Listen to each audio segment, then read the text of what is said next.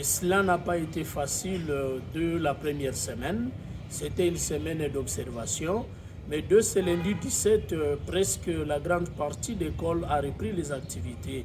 Et donc, autour de 80% d'écoles qui ont repris les activités, bien qu'il y aurait 10% ou moins de 10% qui jusque-là a enregistré les 100% d'élèves qu'il avait avant de stopper, avant l'arrêt des activités. Et donc, dans presque toutes les écoles qui sont fonctionnelles, opérationnelles aujourd'hui, ces écoles n'ont pas encore atteint les 100% d'élèves qu'elles comptaient avant.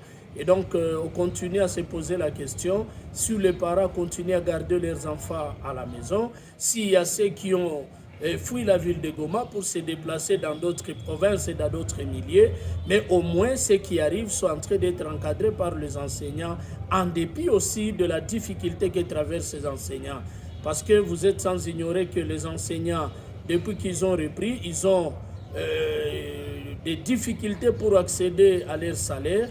Et jusqu'à maintenant, ils ont répondu, mais on ne sait pas s'ils vont tenir jusqu'à quand. Parce que bientôt, ce sont les examens.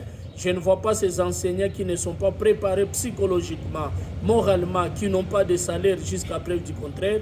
Comment ils vont organiser les évaluations, comment ils vont corriger ces évaluations et comment ils vont même écouter. Et donc, tout reste encore à se poser des questions. Quel est le système éducatif et quel est l'encadrement que nous voulons donner à nos enfants à l'heure d'aujourd'hui?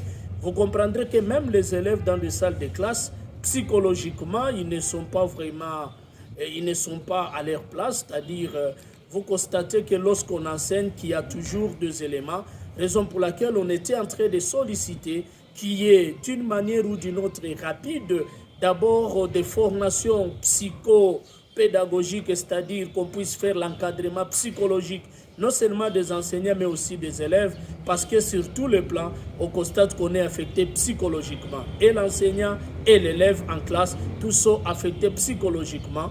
Mais bon, on est là, on a répondu à l'appel, mais il reste à savoir qu'est-ce que nous faisons dans des salles de classe. Pour les élèves finalistes, il a été dû et il a été communiqué par l'inspection générale que quel que soit le motif de l'insécurité, l'enfant ou l'éducation étant en politique, les élèves finalistes qui sont dans le milieu sous occupation de gens de l'AFC M23, c'est-à-dire ces finalistes vont présenter les examens d'État. Donc à cela, il n'y a pas une inquiétude à se faire parce que l'éducation étant en politique, l'enseignant étant en politique, mais aussi les élèves étant en politique, le gouvernement au niveau national via l'inspection générale de l'enseignement a rassuré que les examens auront bel et bien lié aux dates prévues et donc il n'y aura pas changement de calendrier, raison pour laquelle on ferait appel aux finalistes de laisser passer tout ce qu'ils ont constaté et de se concentrer aux études parce que bientôt là ils seront évalués. Déjà la hors-session qui sera débutée à partir du 3 juin, vous constaterez qu'il n'y a plus le temps pour les finalistes, ils doivent tout faire pour profiter du temps qui nous est offert encore en fait de se préparer en mieux à ces évaluations. Et donc les évaluations certificatives pour ceux de 6e année primaire, pour ceux de la 8e année et secondaire, mais également de l'éducation de base plutôt, mais également pour ceux de la 4e année de humanité, les examens auront bel et bien lié dans les dates prévues et dans les dates arrêtées par l'inspection générale. Nous disons d'abord merci parce que le ministère de l'Éducation Nouvelle Citoyenneté venait déjà de signer un arrêté portant sur l'enseignement à distance.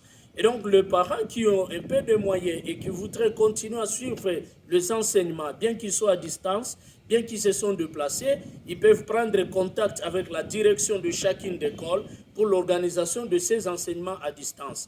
Mais également, le ministère de l'Éducation nationale et nouvelle citoyenneté a donné la possibilité à chaque élève, partout là où il se retrouve, de se faire inscrire dans l'école de son choix. Et on a demandé au chef d'établissement, on a demandé aux ESPOL, on a demandé à toutes les autorités locales de ne pas donner des contraintes pour inscrire un élève qui a fui ou qui s'était déplacé de sa province là où il poursuivait ses études. Et donc, les finalistes qui sont en dehors de la province du Nord Kivu, de la ville de Goma, peuvent s'inscrire là où ils sont et vont présenter les examens d'État. Et tous les écoliers qui se sont déplacés, ils peuvent le faire. Donc, on a allégé au moins le processus pour l'inscription de tous les élèves déplacés. Et jusque-là, cela ne pose pas un problème. Au moins, le ministère a pris des garde-fous afin de ne pas exclure un enfant pour cette année dans le système éducatif.